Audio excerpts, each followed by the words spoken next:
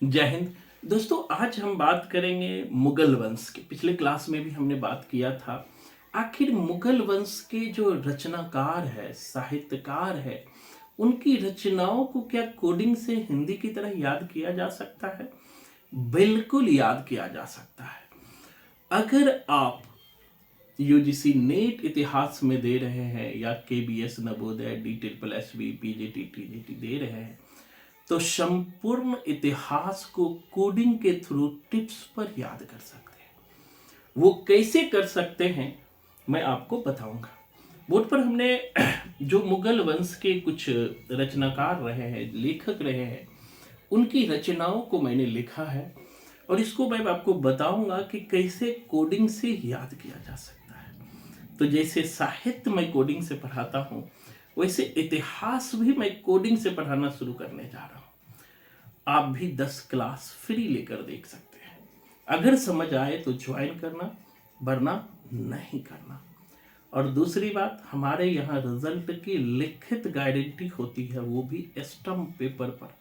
पूरे भारत में पहला इंस्टीट्यूशन है जो रिजल्ट की लिखित गारंटी देता है। तो आखिर हम कैसे याद कर सकते हैं संपूर्ण इतिहास को साहित्य के साथ साथ? तो कुछ हम देखेंगे। जैसे मुगल वंश, पिछले क्लास में भी हमने मुगल वंश की चर्चा की थी। मुगल वंश में पहली रचना फेमस है बाबरनामा। दोस्तों, एकमात्र मुगल वंश की रचना बाबरनामा है, वह तुर्की भाषा में है। शेष जितनी भी रचना देख रहे हैं ये सारे फारसी भाषा में है, क्योंकि मुगल की जो सरकारी भाषा थी वो फारसी थी। अब बाबरनामा जो है बाबर ने लिखा है, इसको तो कोडिंग से याद करने की जरूरत ही नहीं है। बाबर है तो बाबरनामा है, तजुके बाबरी भी कहते हैं। बाबरी है तो बाबरनामा, रटने की जरूरत है ही नहीं। बाबर है तो बाबरनामा है, बस इतना याद रखना। ये बाबर चूंकि तुर्क थे, बाबर को तुर्क भी माना जाता है, चगदाई तुर्क माना जाता है, इसलिए तुर्की भाषा में। दूसरी रचना है तारीखे रसीदी। याद रखिएगा, देखो कैसे याद करेंगे। तारीखे रसीदी मिर्जा हैदर की रचना है। आने की तारीखे रसीदी मतलब रसीद पर जो है तारीख लिखा जाता है, यानी तारीख लिखा जाता है रसीद पर। कौन लिखता है? तो मिर्जा। जो मिर्जा लोग होता है ना, वो तारीख लिखता है रसीद पे। तो तारीख लिखता है रसीद पे तो मिर्जा हैदर, यानी जो हैदर, मिर्जा हैदर है, वो तारीख लिखता है रसीद पे। याद हो गया? तो तारीख रसीदी कौन है? मिर्जा हैदर, जो तारीख लिखता है रसीद। इसी तरह हुमायूं नामा। हुमायूं नामा जो है दोस्तों हुमायूं की जीवनी है, और ये जीवनी लिखी थी गुलबदन बेगम ने। ये महिला लेखक है गुलबदन बेगम। इनको कोडिंग से आए, क्या करेंगे? हुमायूं जो है गुल खाते थे। गुल समझते होंगे जो यूपी बिहार के लोग होंगे। हुमायूं जो है गुल खाते थे। हुमायूं क्या खाते थे? गुल खाते थे, तो हो गया गुलबदन। गुल से कर लेंगे गुलबदन। हुमायूं क्या खाते थे? गुल खाते थे, तो गुलबदन, हुमायूं नामा। इसी तरह तारीखे शेर शाही है। तो तारीखे शेर शाही क्या है? अब्बास खां शेरवानी। तो शेर शाह लोग जो होता है क्या पहनते हैं? शेरवानी। यहां से कोडिंग करेंगे। तारीख पर जब जाते हैं शेर शाह तो क्या पहनते हैं? शेरवानी। कोडिंग समझना।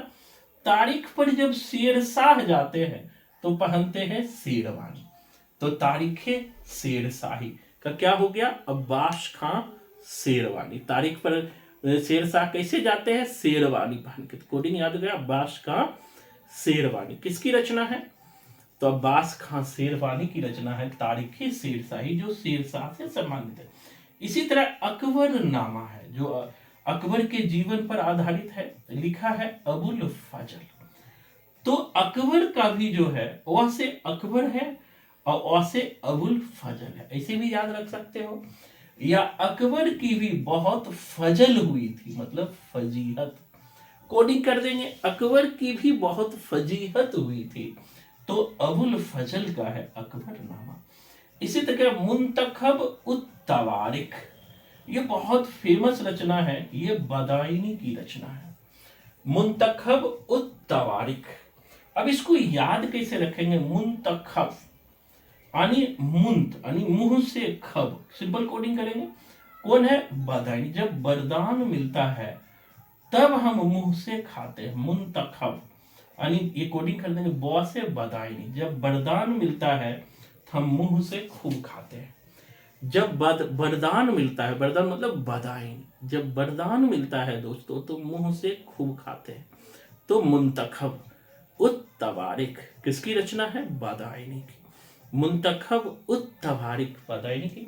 इसी तरह तारीखे फरिश्ता काशिम हिंदू शाह।